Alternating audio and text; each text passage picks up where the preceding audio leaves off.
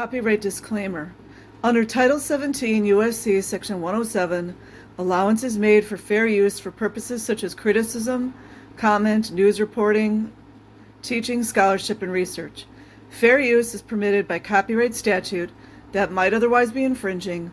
Nonprofit, educational, or personal use tips the balance in favor of fair use. Okay, also I want to fully disclose, these are my opinions, whatever I say. As far as I know, it's still free to have an opinion. And this is from Stand, and this is some type of Scientology article. So, get your barf bag. Combating bigotry and hate, the biggest perpetuators of, right? April 21st, 2022. I guess that doesn't count for homosexual people, trans people, children, people of melanated skin tones, people that don't have money, and on and on. Why Scientologists fight back against discrimination. A while ago, I came across someone on social media objecting to Scientologists who would shout down and belittle some filmmaker trying to make a buck promoting anti-Scientology. Image by Joe Seraphim. Just so that we're straight, according to the social media guy, it was okay for this so-called filmmaker, you see, to stalk Scientologists for a pre-scripted hatchet job designed to shout down and belittle each of us, our families and our religion. So I'm thinking maybe this is directed toward protesters. So that's the weirdo propaganda they're putting in their buildings on little flyers. And that's also another reason why if a lot of Scientologists, if they see someone advocating for children outside their building, they run because they've been propagandized. But it was not okay for Scientologists to voice their objection to it.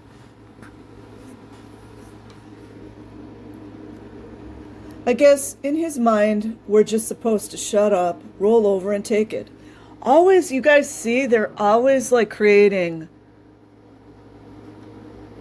what's the word? Like creating animosity so people fight each other. It's the divide and conquer. Oh, really? Well, at least this fellow has company, bigots and bullies. Mind you guys, there's like one black person in Scientology. I'm exaggerating, obviously. Just go, I do remember hearing from a prestigious executive that they had to, who was a former Scientologist, they had to go in and delete all the N-words and racial expletives that LRH said in his tapes. Yeah. Bigots and bullies and R-ists. Well, you guys would know about that, wouldn't you? Robbers and murderers are always quite offended by intended victims who fight back. Gotta fight. Gotta fight, everybody. Fight! Fight! Fight! How dare they? In the mind of a bigot or a bully, and they have no bullies in Scientology, do they? They have a perfect right to do anything they want to anyone. Oh, no, that would be you guys. They reckon that their intended victims are somehow a subhuman underclass, weak and easy pickings. It must be okay to bully them because they themselves are doing it. No mention of fair gaming, is there? Okay, hold on. Just for the heck of it, I went to Wikipedia, and here is fair game. I'm just going to read the first paragraph, in case anybody forgot. The term fair game is used to describe policies and practices carried out by the Church of Scientology towards people and groups it perceives as its enemies. founder of Scientology, L. Ron Hubbard, established the policy in the 1950s in response to criticism both from within and outside his organization. By the way, a critic is just a person asking questions. That's it. Individuals or groups who are fair game are judged to be a threat. Is threat the same as enemy? Kind of sounds the same, doesn't it?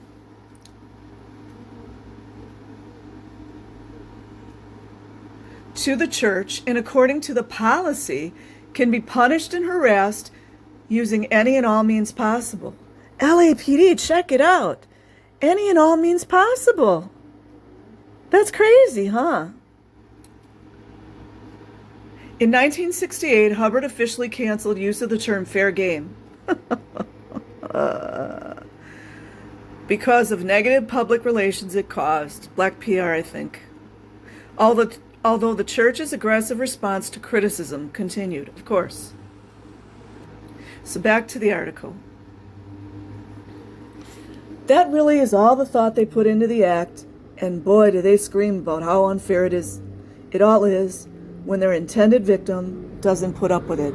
You see how they get everybody going inside the buildings? That's what we're seeing.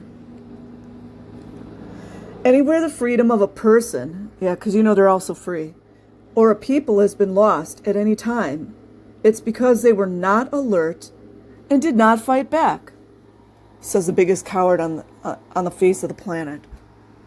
Lots of that going around.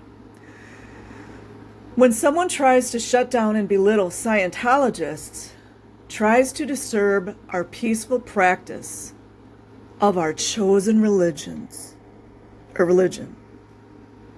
or to take away our right to do so. You see the propaganda? We not only fight back, we do our best to ensure they don't come back to attack anyone else's religious freedom either.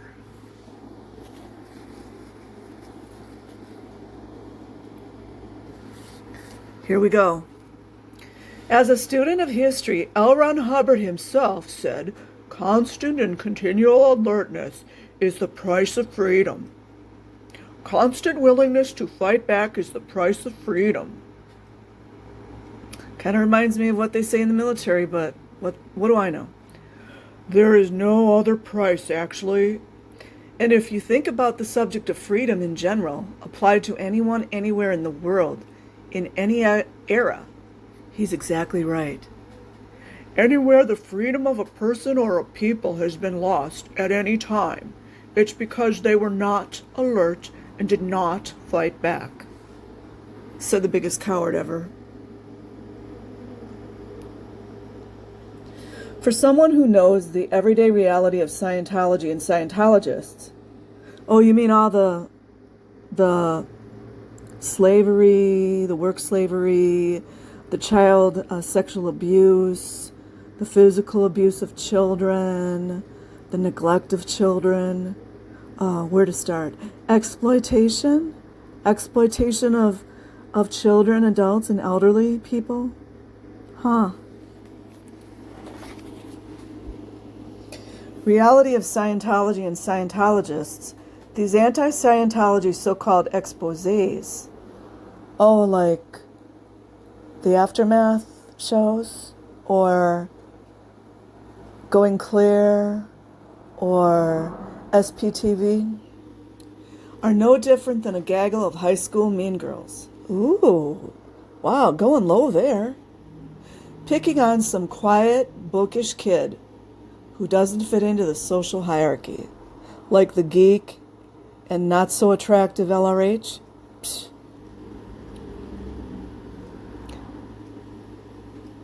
Calling her a slut, a nerd, a whatever, when the poor girl is simply living her own life, minding her own business, and getting her schoolwork, otherwise known as indoctrination, done.